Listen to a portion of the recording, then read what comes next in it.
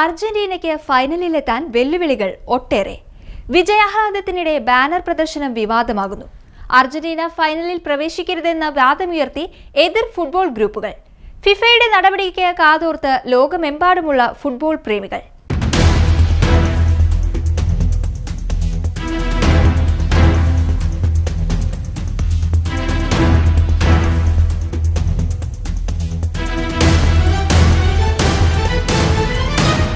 ഇംഗ്ലണ്ടിനെ തകർത്ത് അർജന്റീന ഫൈനലിലേക്ക് പ്രവേശിച്ചതോടെ ലോകമെമ്പാടുമുള്ള അർജന്റീന പ്രേമികൾ കടുത്ത ആവേശത്തിലാണ്.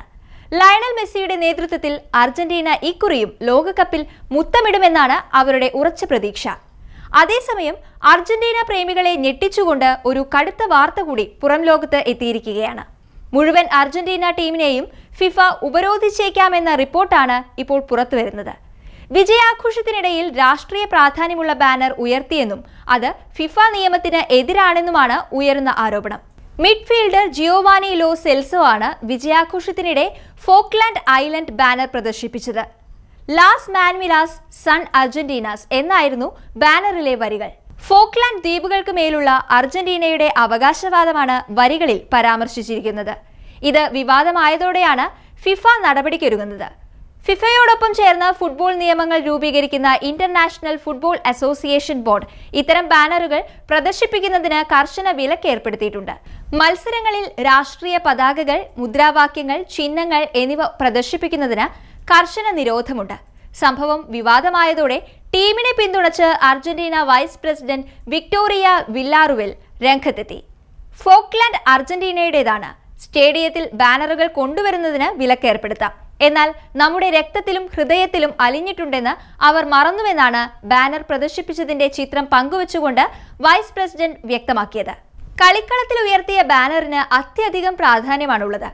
ഫോക്ലാൻഡ് ദ്വീപുകൾ അർജന്റീനയുടേതാണ് എന്നാണ് ഇതിനർത്ഥം. ലോ സെൽസോ ഈ ബാനർ പിന്നീട് ഗ്രൗണ്ടിൽ വിരിച്ചിടുകയും ചെയ്തു.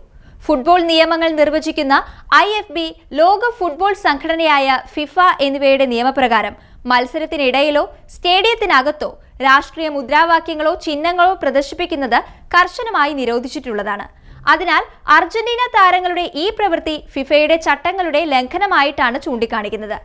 എതിർ ഗ്രൂപ്പുകൾ ഈ വാദമുയർത്തിയാണ് അർജന്റീനയ്ക്കെതിരെ ഫിഫയെ സമീപിച്ചിരിക്കുന്നത്.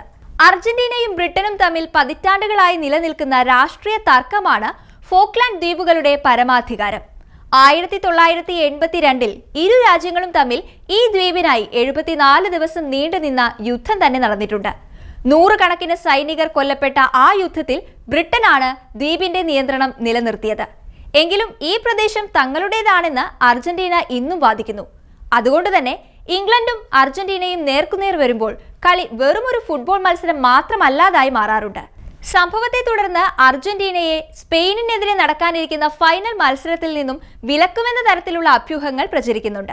ഫിഫയുടെ മുൻകാല നടപടികൾ പരിശോധിച്ചാൽ അർജന്റീനയ്ക്ക് വൻ തുക പിഴയും ഒപ്പം കടുത്ത താക്കീതുമായിരിക്കും ലഭിക്കാൻ സാധ്യത. 2014 സ്ലോവേനിയക്കെതിരായ സൗഹൃദ മത്സരത്തിന് മുൻപ് സമാനമായ ബാനർ ഉയർത്തിയതിന് അർജന്റീനിയൻ ഫുട്ബോൾ അസോസിയേഷന് ഫിഫ 20,000 പൗണ്ട് പിഴ ചുമത്തിയിരുന്നു. ഇത്തവണ പിഴത്തുക 30,000 പൗണ്ടോളം ഉയർന്നേക്കാമെന്നാണ് റിപ്പോർട്ടുകൾ സൂചിപ്പിക്കുന്നത്. മത്സരത്തിന് മുൻപ് അർജന്റീന കോച്ച് ലയണൽ സ്കലോണി രാഷ്ട്രീയം ഫുട്ബോളിലേക്ക് വലിച്ചിഴക്കരുതെന്നും ഇത് വെറുമൊരു കളി മാത്രമാണെന്നും ഓർമ്മിപ്പിച്ചിരുന്നെങ്കിലും താരങ്ങളുടെ വൈകാരികമായ വിജയാഘോഷം ഒടുവിൽ ടീമിനെ ഫിഫയുടെ അച്ചടക്ക നടപടിയുടെ നിഴലിൽ എത്തിച്ചിരിക്കുകയാണ്. അർജന്റീനയുടെ ആവേശപ്രകടനം അതിരുകടന്നുവോ? ഫിഫ അതിന്മേൽ എന്ത് നടപടി കൈക്കൊള്ളും? കളിക്കളത്തിൽ വിലക്ക് ഏർപ്പെടുത്തുമോ? അതോ പിഴയടച്ച് കളിക്കളത്തിലെത്തുമോ? ലോകത്തെങ്ങുമുള്ള ഫുട്ബോൾ പ്രേമികൾ ആവേശപൂർവ്വമാണിത് ഉറ്റുനോക്കുന്നത്.